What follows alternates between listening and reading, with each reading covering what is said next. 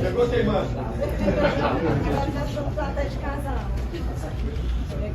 Pessoal, para tudo. Presidente, a primeira dama.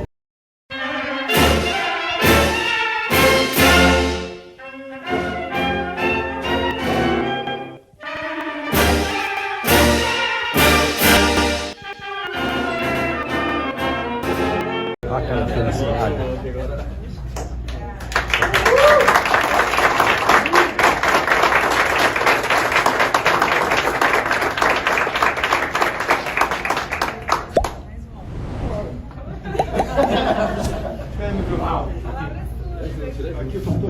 Estávamos ansiosamente esperando pela senhora. Ah, sério? É. Só paz de Cristo. Já foi uma emoção muito grande chegar aqui. A gente encontrou vários irmãos também no aeroporto. Foi uma bênção. É difícil, né? A gente ficou bastante tempo separado. A Laurinha está sentindo falta, a nossa vida mudou, mas Deus tem controle de todas as coisas sempre, né? Então a gente fica feliz de saber que Ele está bem acolhido, bem cuidado aqui, com carinho de todos vocês, dessa comunidade maravilhosa brasileira aqui nos Estados Unidos. Só agradecer a Deus e pedir para que Deus leve Ele logo para a nação que Ele tanto ama, para a nação que Ele lutou tanto e que continuará lutando. Amém. Amém. É um homem de Deus, escolhido por Ele para esse momento, né? Amém. E a gente sabe que Deus está permitindo tudo isso. Alguma coisa Ele tem a nos ensinar. Então, acho que foi o momento que o Brasil se levantou. Nunca se orou tanto, nunca se jejuou tanto. E nós cremos naquele que é maior, que é poderoso e que não perdeu o controle nunca. Assim como Ele não perdeu o controle da vida dele, não perdeu o controle do momento que o Brasil está passando. Então, continue orando pela nossa nação, que é linda, maravilhosa, rica, próspera, abençoada. Se não fosse, não teriam tantos urubus em cima, né? Então, vamos continuar orando e intercedendo que Deus tem o melhor para o nosso Brasil. Obrigada pelo carinho com o meu velho. Meu velho vai completar 68 agora, tá ficando gatinho. Ele costuma parafrasear o Collor dizendo que o homem tem a idade da mulher que ama, mas eu não tenho a idade do homem que eu amo. Você pode até ter 40, querido, mas eu não tenho 67, não. Então, dá um beijinho, você nem me dá um beijo direito.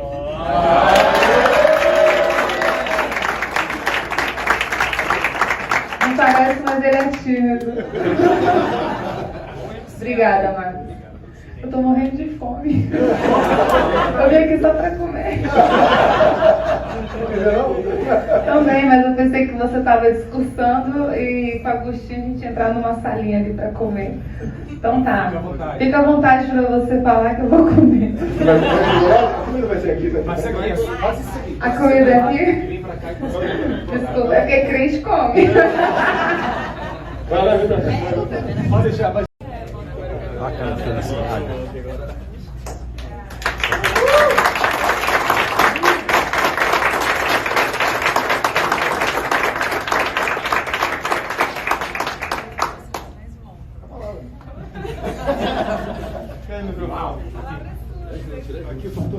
Estávamos ansiosamente esperando pela senhora. Ah, sério? É. Só paz de Cristo. Já foi uma emoção muito grande chegar aqui. A gente encontrou vários irmãos também no aeroporto. Foi uma bênção. É difícil, né? A gente ficou bastante tempo separado. A Laurinha está sentindo falta, a nossa vida mudou, mas Deus tem controle de todas as coisas sempre, né? Então a gente fica feliz de saber que Ele está bem acolhido, bem cuidado aqui, com carinho de todos vocês, dessa comunidade maravilhosa brasileira aqui nos Estados Unidos. Só agradecer a Deus e pedir para que Deus leve Ele logo para a nação que Ele tanto ama, para a nação que Ele lutou tanto e que continuará lutando. Amém. Amém. É um homem de Deus, escolhido por Ele para esse momento, né? Amém. E a gente sabe que Deus está permitindo tudo isso.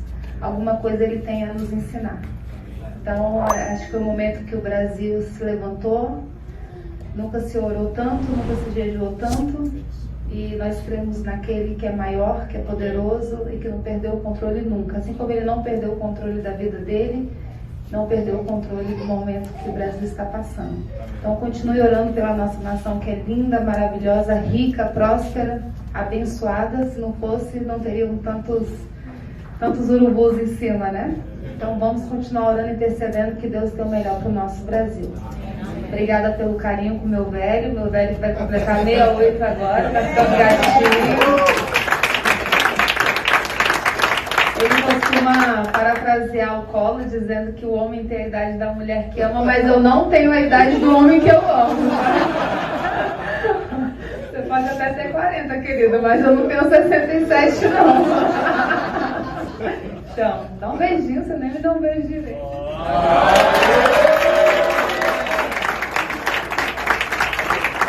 Não parece, mas ele é tímido.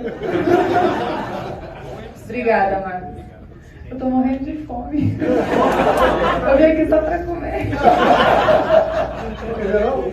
Também, mas eu pensei que você tava discursando e com a Agostinho a gente ia entrar numa salinha ali pra comer. Então tá. Fica à vontade pra você falar que eu vou comer. A comida vai ser aqui? A comida é aqui? Desculpa, é porque crente come. Vai lá, Vitor. Pode deixar, vai deixar. Presidente, thank you. Conta alguma experiência assim que a gente não conhece, que a gente talvez não tenha visto na televisão, nas notícias, que o senhor tenha tido durante a sua gestão, pode ser como presidente, pode ser como deputado federal, nesses 4 últimos anos aqui que foram intensos. Algum mico, talvez, que o senhor tenha passado, alguma situação engraçada que o senhor tenha passado, só para descontrair um pouquinho. Eu acredito que a gente tem um prazo de validade aqui. Temos um começo e um fim. Você é candidato a presidente, devemos ser eleito aqui. Que ousadia. E teremos problemas, posso ficar pelo caminho, não falei para morrer, mas dava a entender isso daí. Um doido de conversa e comecei a minha vida ali. Algo aconteceu na minha vida.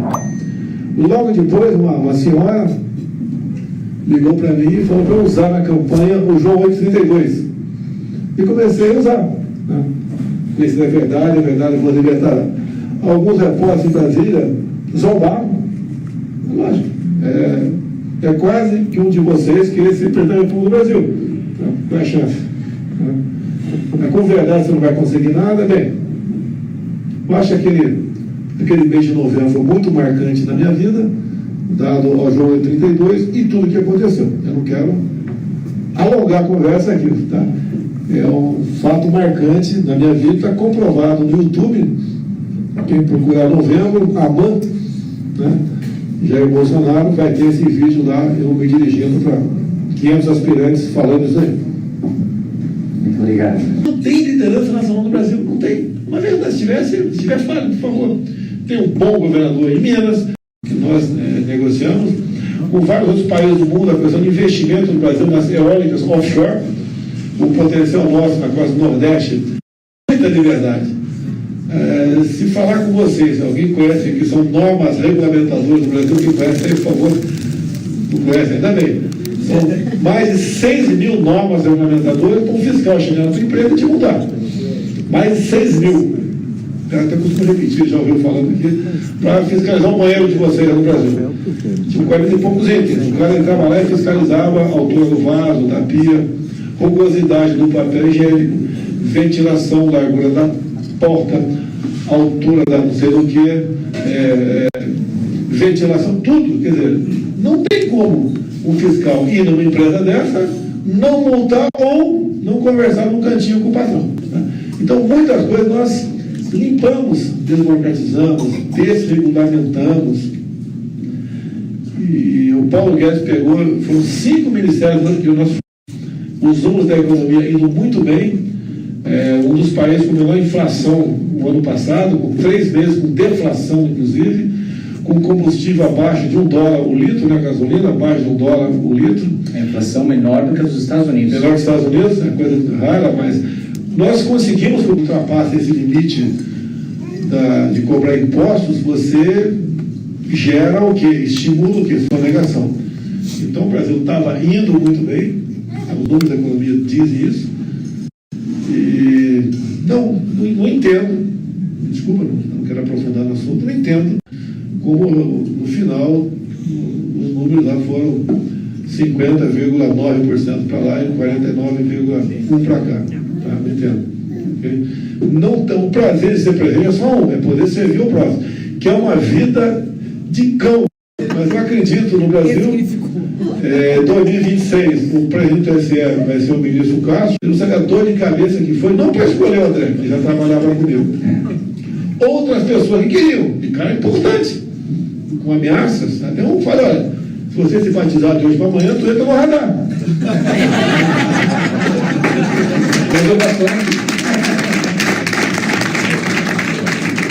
É um jogo do poder que acontece a vida toda no Brasil, que nós conseguimos, com a nossa passagem por lá, fazer com que o Brasil sentisse honra, orgulho de ver sua bandeira, de cantar o nacional, de chorar, de falar em família, Deus, pátria, família, a dar valor à liberdade. Não acreditava em mim quando eu falava em liberdade.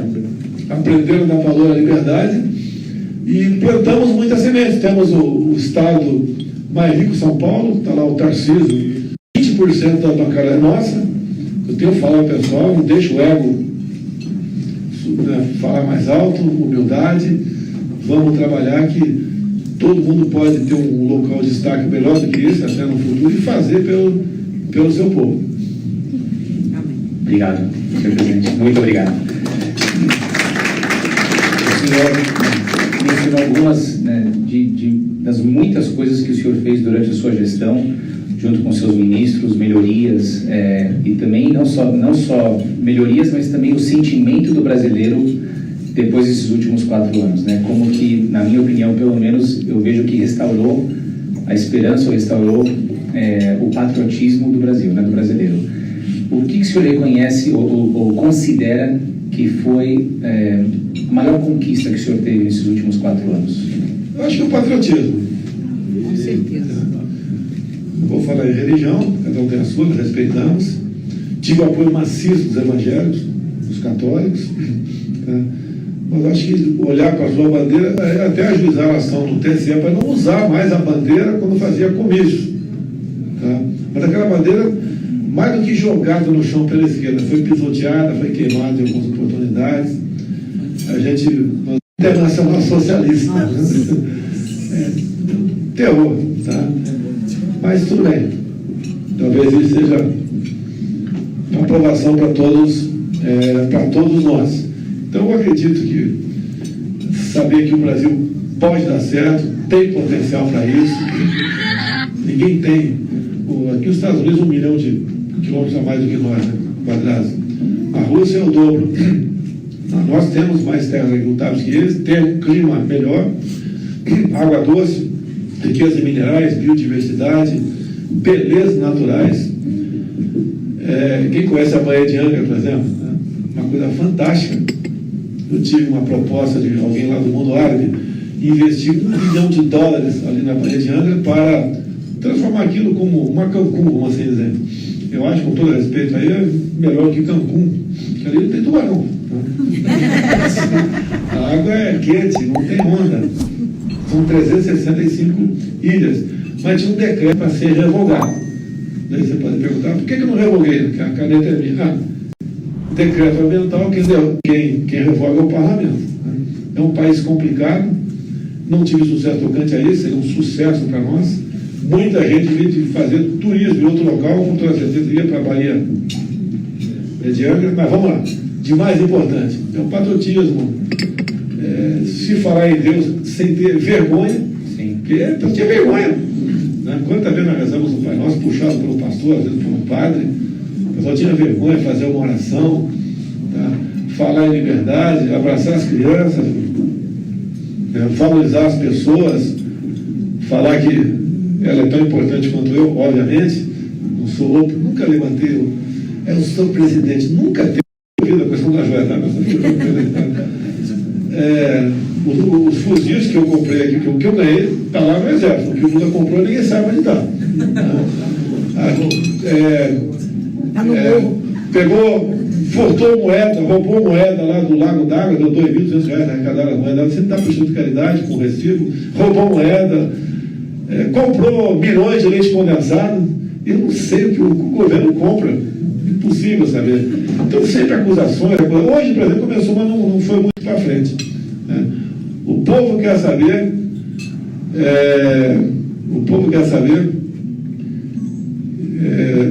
no condomínio do Bolsonaro, quem foi que mandou matar a Marielle? É porque tinha realmente, não era vizinho meu, ela morava 3 casas depois da minha, do outro lado da rua, um condomínio com 150 casas. E ele foi acusado de ser um dos executores da Marielle Franco. Nunca tive amizade com ele, se ele tinha sido procurado. E ele falou que, olha, minha filha nunca namorou o filho do Bolsonaro, porque sempre viveu nos Estados Unidos. Tá? Mas qual a ideia de quem veio aqui? Namoro, pô, eu namoro. Como se fosse antigamente, né? Mão na mão, não sei o quê, frequenta ambientes comum, para dizer que havia uma ligação minha com o cara que acusado de ter matado ali a Marielle. Assim como eu estava na Arábia, no início de 2019, eu fui acusado pela Globo de ter um outro parceiro desse que manda o condomínio, ter ligado para minha casa, falado comigo e ele entrou. Só que foi numa terça-feira que eu tinha minhas digitais lá nos painéis lá da Câmara dos Deputados. Mas isso aí, eu não vou dizer que faz parte do jogo, é uma covardia. É acusar os outros do que ele faz, e como não tem nada de concreto para acusar, bate em cima disso o tempo todo. Desgasta, mas eu tenho couro para aguentar isso aí. A minha esposa de vez em quando fica meio baratinada ali, com as acusações, né? Mas a gente toca o barco e tem a consciência tranquila que deu o melhor de mim e fiz o melhor para o nosso Brasil. Amém, não tem dúvida disso. Presidente, o senhor lembrando que o senhor está num ambiente seguro, com pessoas que te admiram, te amam, respeitam e têm muita gratidão no coração pelo senhor. Em termos de gestão ou liderança, não em termos políticos, o que o senhor teria feito diferente? Estamos tentando extrair alguns princípios de gestão, porque o senhor foi o maior gestor de uma nação muito importante. Eu não sou gestor. Mas foi. Também não sou gestor.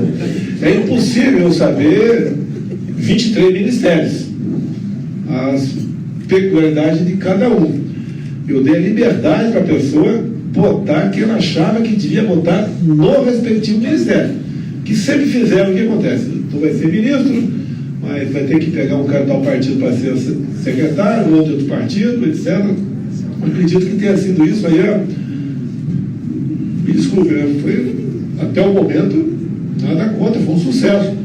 O governo aqui pegou pandemia, pegou uma guerra. Quando assumimos, pegamos aquela tragédia de Brumadinho. Pegamos em 21 a maior crise de falta d'água ao longo dos últimos 90 anos. Você tem que aumentar o preço da energia, subir as bandeiras, aquela vez de termoelétricas. Isso pesa, né? E conseguimos fazer tudo isso aí. A gente costuma de vez em quando falava lá com o Paulo Guedes, ministro, se não tivesse isso, a gente estaria voando na economia. Estaria com pleno emprego no Brasil. Nós baixamos a dívida pública, apesar de ter gasto, para nós é muito dinheiro. A economia americana, o PIB é em torno de 15% maior do que o nosso. Nós gastamos na pandemia 700 bilhões de reais extras, 140 bilhões de dólares. Para nós é muito dinheiro. Atendemos, quando veio a determinação do Supremo que os governadores podiam fazer o que achavam que tinha que fazer, começou o lockdown. Uma coisa é quem tem salário, tem uma poupança e fica em casa. E desculpa, o pessoal dentro de casa, olha, em poucos dias o pessoal vai para a rua, vai começar um quebra-quebra, pô. É sobrevivência. Conseguimos em menos de 20 dias, criar o tal do auxílio emergencial e pagando diretamente o interessado. E não dando dinheiro para a prefeitura pagar para os caras. Seria uma desgraça isso aí. Bem, depois disso veio o PIX, que ajudou muito o emprego também. Esse pessoal todo virou MEI, chama MEI lá, né? Microempreendedor individual. E entraram no mercado de trabalho. Foi criado mais 11 milhões de contas no Brasil. Somos 220 milhões de habitantes.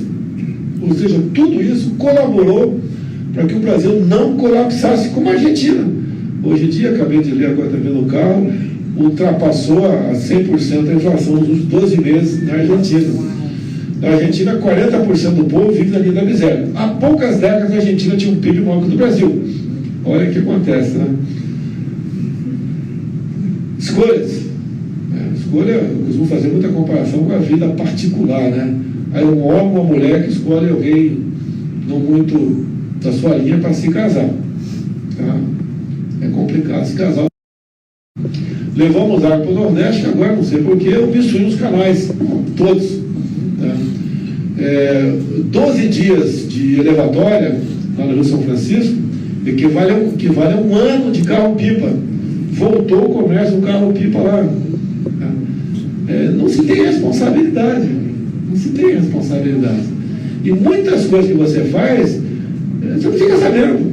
O povo não fica sabendo, porque a mídia não divulga, ou porque a formação dele não deixa ele alcançar aquilo, não valoriza o que tem, igual em casa, às vezes não se valoriza o que tem, e aquilo acaba vazando entre os dedos. E para recuperar depois é complicado. Eu acredito, né? Se o Brasil no máximo esse ano aqui, não mudar muita coisa lá, fica difícil você recuperar, porque mais gente vão para a pobreza, tá? Mais gente, cada vez mais tem uma educação não, um conhecimento pior. Pela primeira vez nós estamos vendo uma geração que é pior do que a geração que antecedeu, ou seja, os filhos pior do que os pais. Tá? Se não se resolver isso há pouco tempo, fica complicado a situação do Brasil. É igual a Venezuela. Tem os guerrilheiros, né? É o país mais rico do mundo em petróleo, o povo vive na linha de pobreza pior do que o Haiti. Né? Então, agora, quem deve colaborar para que o Brasil não mergulhe em situação semelhante na Venezuela? Todos nós, sem exceção. Vocês também aqui. Eu não vejo ninguém querendo ir para o Brasil por estabilidade de emprego. De lá para cá, o pessoal quer vir para cá. Apesar de todos esses desafios, o senhor conseguiu arrastar milhões, centenas de milhões de pessoas em motocicletas, carreatas, eventos, coisa que em muitos outros países não se vê, não é normal ver a quantidade de pessoas que foram à rua, né, a favor da sua... Jogos, cinema, tudo. No meio, no térreo, veio de moto sozinho, a pessoa ficava doido, rasgava. Me considero um razoável motociclista, rasgava, o pessoal me achava 2 horas depois de Brasília. E daí eu marquei no Dia dos Pais, Dia da Mãe, olha só. Como minha mulher domingo acordava 10, 11 horas, eu marquei com o pessoal 8 da manhã, vou dar um passeio de moto, eu volto antes das 11 para não levar aquela bronca normal, né? Dia das Mães, tô na rua, não sei o quê. Todo mundo é igual.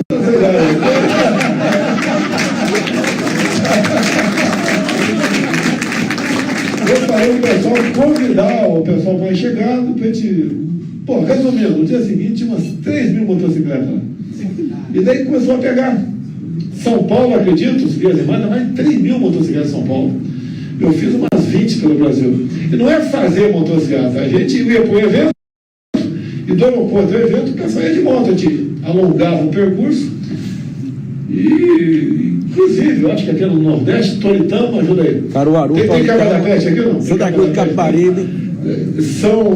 Santa Cruz do Capibaribe, Toritama e Caruaru. Fizemos uma lá, e quando eu passei, acredite, por favor, eu passei Toritama, choveu, pô, indo lá. O que leva? Eu não sei. O pessoal gosta de mim, não sei se... Né? Na cabeça de cada um. A maneira como tratava o pessoal, nada artificial. O senhor não sente que tem uma graça especial de Deus sobre a sua vida? Desde 2014, eu falei, meu Deus. E quando alguns falam voltar, eu falo, meu Deus, será que foi o meu crime no passado, né? Meu pecado foi tão grande assim.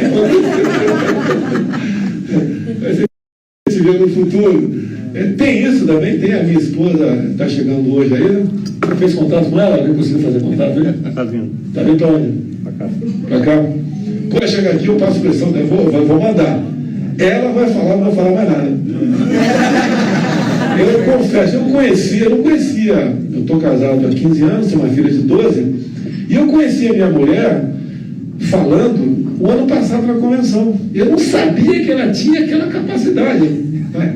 Eu acho que quem porventura a ouviu, realmente ela fala muito bem. Ela foi fantástica. Tá? Me ajudou na campanha, bastante. Tem essa veia política. Lançaram a candidata a presidente, ficou revoltada porque lançou a candidata e começou a apanhar. Aí nego lembra tudo quanto é que aconteceu, não aconteceu, etc., fuxico, etc., ficou revoltado. Não é candidata ao executivo. E quando eu falo para ela, porque eu sou um dia mais velho do que ela. Eu sou de 21 de março, ela é de 22 de março.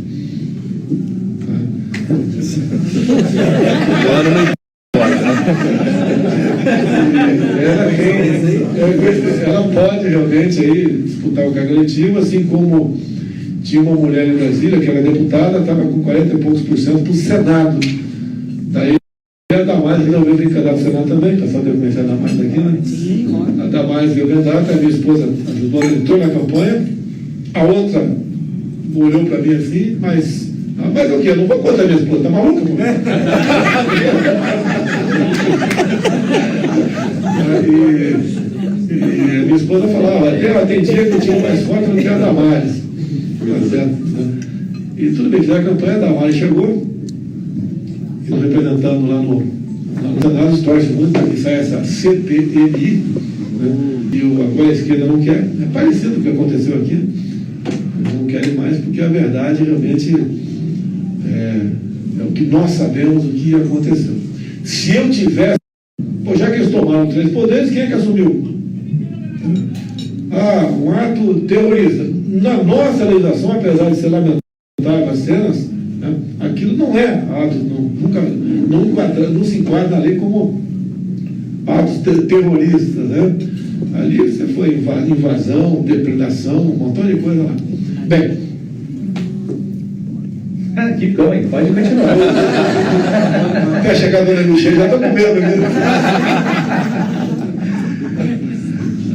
Eu vi um quadro, né? Um cara falou que tem ponto estratégico da casa, um liquidificador com algo sólido dentro.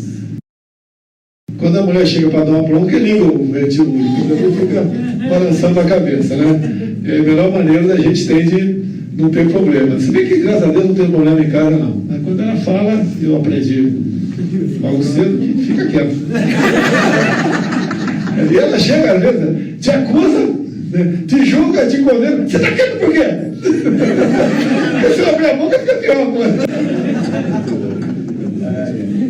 Presidente, eu sei que tem algumas pessoas que gostariam muito de fazer algumas perguntas. Talvez, se vocês quiserem pensar em alguma pergunta aí, talvez dá espaço para 2 ou 3 perguntinhas, mas antes disso, qual é o sonho pessoal? Mercado, esse é o sonho da agência. É porque aqui eu sempre admirei o povo americano, desde garoto, né? E dizem, o estado que nós estamos aqui é o estado brasileiro que deu certo, né? Seria bom se isso realmente acontecesse. Vocês veem aqui, há uma migração maior de gente de estado democrata para republicano. No nosso lado, os comandados pela esquerda, que é o Nordeste, para o Sudeste e para o Sul também. É sinal que nós aí estamos no caminho certo. Esse é o sonho, mudar a mentalidade. Agora, tem que mexer na educação. Não é fácil mexer na educação. O aparelhamento é enorme. Tá? E aquilo ali, em algumas universidades, muitas escolas, mas com laboratório, que é uma fábrica de militantes da esquerda. Lutar contra isso não é fácil, mas acredito que nós plantamos a semente no Brasil e tem esperança no nosso país. Isso aí. Amém. Carley, você tem uma pergunta? É uma honra, presidente, estar falando com o senhor Garrido Juliana. Acho que é uma pergunta que a maioria tem que falar da sua Garrido Juliana. A pergunta acho que a maioria gostaria de saber. Existem alguns boatos que, se o senhor quando voltar ao Brasil, possivelmente o senhor vai se tornar inelegível ou prenderem o senhor. Mas que nós gostaríamos de saber, em 2026, vamos ter Jair Messias Bolsonaro, candidato a presidente? Olha, eu não tenho uma denúncia sequer de corrupção. Tá? Zero. O processo processo vai ser julgado no TSE pela reunião que eu fiz com embaixadores o ano passado. Foi um crime que eu cometi. Se vê que a política externa é privativa minha e do respectivo lá, embaixador nosso, né? Mas, infelizmente, vê que em alguns casos no Brasil, em alguns casos, você não precisa ter culpa para ser condenado. Então, existe a possibilidade de inegibilidade, sim. Tá? A questão de prisão, só se for uma arbitrariedade. Tá? Atos antidemocráticos. Não participei de quebra-quebra. Eu respeitei o pessoal na frente dos quartéis ali, porque eles era um direito deles se manifestar publicamente. Lamentavelmente aconteceu o 8 de janeiro, aqui foi o meia dúzia de janeiro, e todas as informações nós temos com FIS, inclusive, então o pessoal de dentro, esperando o pessoal chegar com tudo quebrado já. No dia seguinte, quase 2.000 pessoas presas, acusadas de terrorismo. Terrorista que não foi encontrado com nenhum deles um canivete sequer. Golpistas que não tinham articulado com tropa, não tinham comandante. Tá? E o objetivo, no meu entender, disso tudo é tentar sepultar a direita que mal nasceu no Brasil. É a intenção política, né? E a possível inelegibilidade, como o cara que está lá, no meu entender, não vai ter uma longa vida na política, até pela idade dele, sobra para um partido político, você sabe qual que é o comando do país. E não tem liderança nacional no Brasil, não tem. Uma verdade, se tivesse, fale, por favor. Tem um bom governador em Minas, tem um bom em São Paulo, tem alguns bons pelo Brasil também, alguns bons senadores, mas não tem a vivência nacional. Não tem. Tá? A esquerda ainda é mais articulada no Tocantins, se bem que o atual chefe do executivo lá não deixou criar liderança do lado dele, graças a Deus. Tá? A erva daninha ali ficou só com ele, não teve mais.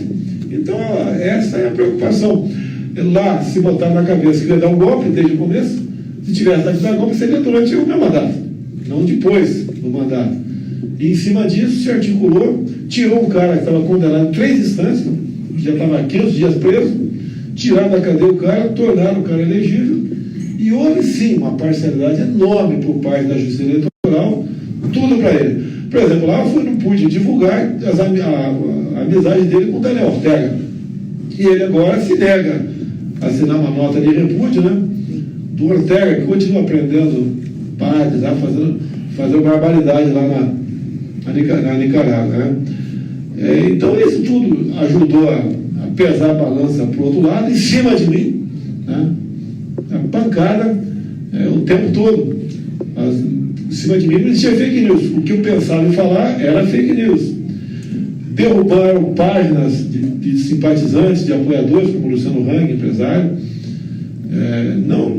Ele entrou naquela história dos empresários golpistas. 8 empresários, um respondeu com emoji lá, o cara falou lá, tem que fazer. Qual o problema? Liberdade de expressão, mas lá no reservado, aí o pessoal entrou. E daí, em função daquilo, derruba a página do Luciano Hang, que tinha um engajamento de 30 milhões de pessoas por mês. Então, tudo fizeram para me tirar de lá, em nome da democracia. Brincadeira, né? Bruno, tem uma pergunta? Bem, senhor presidente, eu sou o Bruno, tem o Michele em casa também. Com ele. Eu vim aqui, acho que eu vim dos Estados Unidos, acho que como muitos aqui, por um direcionamento de Deus, né?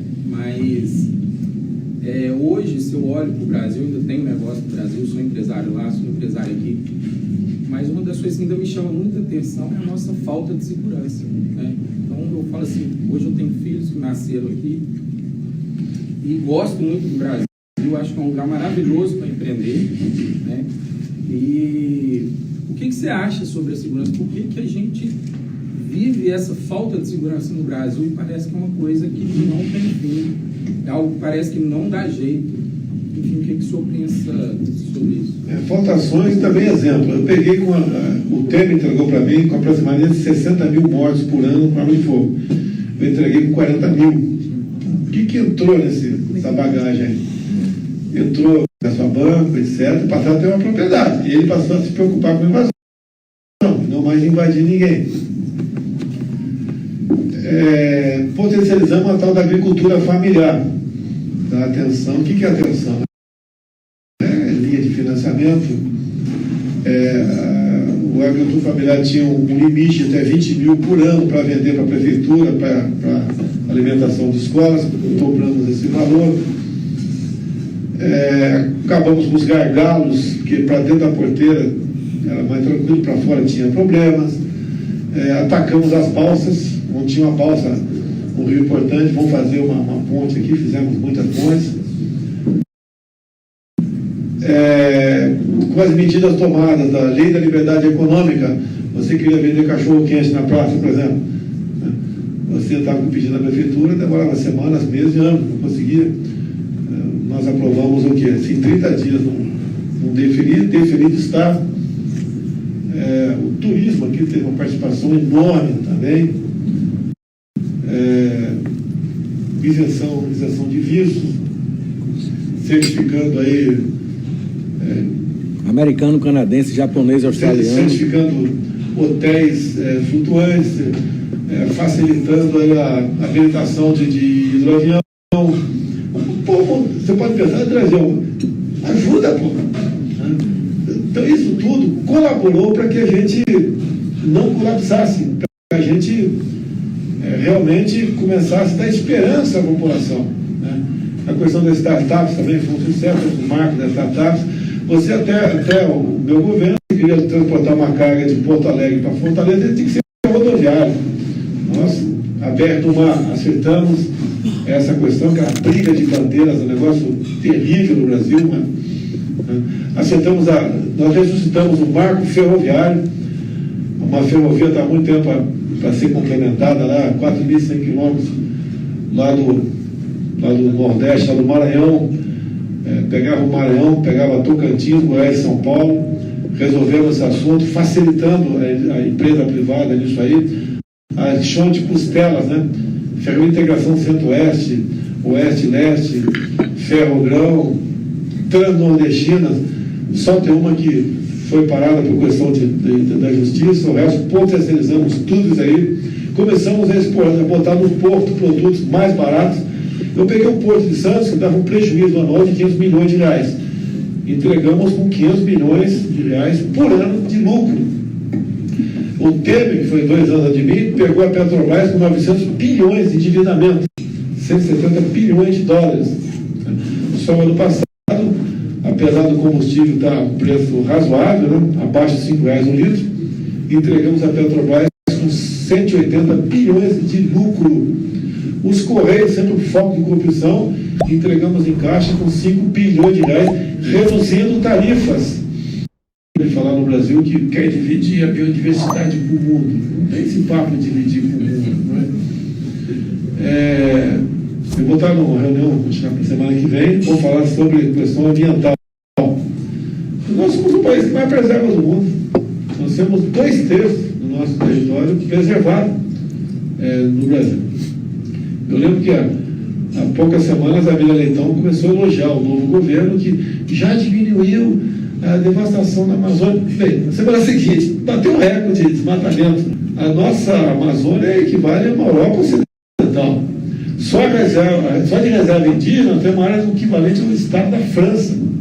Só a nossa reserva Yanomami é 2 vezes o Rio de Janeiro, ou um Pernambuco, ou uma Santa Catarina. Tudo é fantástico no Brasil.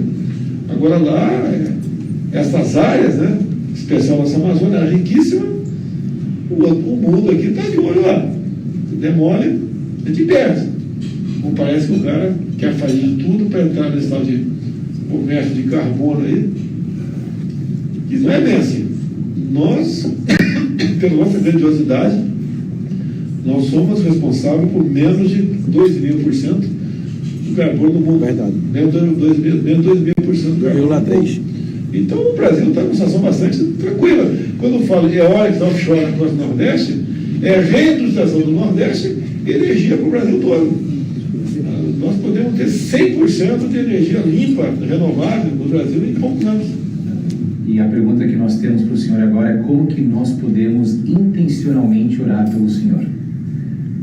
O que especificamente podemos orar a respeito para o senhor, para a sua família, para o que o senhor está vivendo neste momento. A gente sabe que o senhor que é um sacrifício muito grande, o senhor está passando por um desafio muito grande de estar longe da sua pátria amada, longe da família. Joelhos, em especial o ano passado, pedindo a Deus que o nosso povo não viesse a sofrer as dores do comunismo. Tenho certeza que Deus não nos abandonou. A minha esposa ainda disse para mim, talvez o povo tenha que passar por isso para dar valor a essas questões. Eu sou católico, a minha esposa é evangélica, cada um tem sua fé, respeitamos todo mundo, temos a liberdade de professar nossa fé, e isso nos dá esperança. E nós, dom divino os astronautas, some Deus, não some outra coisa. E nós temos que ter medo, né? É natural você ter medo. Quem não tem medo de nada, no meu entender, morre mais rápido do que os outros. Fazendo a mesma coisa. Pessoal, para mim é muito mais fácil estar do outro lado da esplanada, tomando isso, comendo uma lagosta, né? Sem dor de cabeça, loteando o governo. Era muito mais fácil. Optei pelo caminho mais difícil. E toca difícil nisso. Né? Então a minha consciência tranquila é essa. Né? Acredito que vocês todos, conversando com brasileiros, vale a pena uma coisa. Olha só, eu estava em 2018, 22, ano passado. Eu fui em São Paulo, tinha uns 25 mega empresários que iam falar comigo. Eu ouvi a conversa todo mundo, informal, daí foi mais particular, falou a Bíblia Diniz, um montão de gente. Da festa, né, que tinha falado que a empresa dele investia 20 bilhões no Mato Grosso do Sul, outro, não sei o que lá, tantos bilhões, não sei aonde. Falei, como é que a gente pode te ajudar? Não é chegar na fábrica agora e juntar 2.000 pessoas e dar uma palestra, não vai conseguir nada ali. É conversando com essas pessoas, viu? Que pode colaborar, que pode ajudar, um está apertando o carro das pessoas. É por aí, pô. Ninguém entendeu nada. Tá? Porque eu comecei também falando, quanto mais dinheiro o homem tem, mais longe de Deus ele está. Essa é uma realidade. Acho que pode tudo. Não dá para comprar saúde, não dá para comprar uma cura do câncer, né, de acordo com a doença, não dá. Tá? Então, essa ajuda, essa conversa, é que faz a gente mudar o país. E o senhor até sugeriu a compra de uma possível... Vou falar aqui, vai, eu falo. O senhor deixa transparecer isso, e é o que eu sempre falo, o senhor cativa desde o menorzinho até o mais idoso. Eu sei que a primeira-dama está a caminho, deve estar chegando, e a gente quer dar o maior tempo possível, né, para o senhor com a sua esposa. O pessoal vai chegar, já tirou um sarro de mim hoje. Mas a gente também já estou aditivado.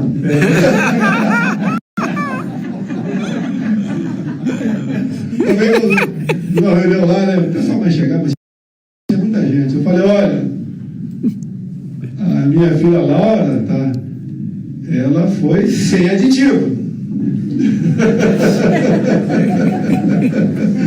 Eu recebi uma ligação semana passada e não me falaram o que era, só me disseram assim, olha, tá vindo uma pessoa muito especial em tal data e seria interessante se tivesse alguma outra casa perto da casa que o presidente está em Quissim, e você ajudar assim. Aí eu falei, imagina que a primeira-dama está chegando. Então, tá tudo bem, tá tudo resolvido. Deve ficar aqui quase 5 dias. Eu sempre marco uma data para voltar. A data marcada agora é dia 29 desse mês. Quando falta uma semana, a gente estuda a situação, como é que está o Brasil, como estão os contatos aqui. Fui em Tennessee, uma feira de caça e pesca enorme. Estou conhecendo os Estados Unidos.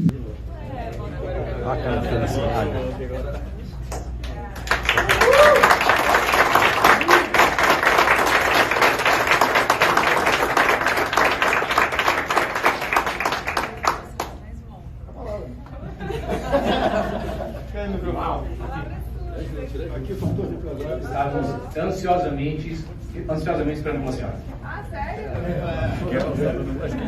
Só paz de Cristo. Já foi uma emoção muito grande chegar aqui. A gente encontrou vários irmãos também no aeroporto. Foi uma bênção. É difícil, né? A gente ficou bastante tempo separado. A Laurinha está sentindo falta, a nossa vida mudou, mas Deus tem controle de todas as coisas sempre, né? Então a gente foi feliz de saber que ele está bem acolhido, bem cuidado aqui, com carinho de todos vocês, dessa comunidade maravilhosa brasileira aqui nos Estados Unidos. Só agradecer a Deus e pedir para que Deus leve ele logo para a nação que ele tanto ama, para a nação que ele lutou tanto e que continuará lutando. Amém. Amém. É um homem de Deus, escolhido por ele para esse momento, né? Amém. E a gente sabe que Deus está permitindo tudo isso. Alguma coisa ele tem a nos ensinar. Então, acho que foi o momento que o Brasil se levantou. Nunca se orou tanto, nunca se jejuou tanto. E nós cremos naquele que é maior, que é poderoso e que não perdeu o controle nunca. Assim como ele não perdeu o controle da vida dele, não perdeu o controle do momento que o Brasil está passando. Então continue orando pela nossa nação, que é linda, maravilhosa, rica, próspera, abençoada. Se não fosse, não teriam tantos urubus em cima, né? Então vamos continuar orando e intercedendo que Deus tem o melhor para o nosso Brasil. Obrigada pelo carinho com o meu velho que vai completar 68 agora, tá ficando gatinho. Ele costuma parafrasear o Collor dizendo que o homem tem a idade da mulher que ama, mas eu não tenho a idade do homem que eu amo. Você pode até ter 40, querido, mas eu não tenho 67 não. Então, dá um beijinho, você nem me dá um beijo direito.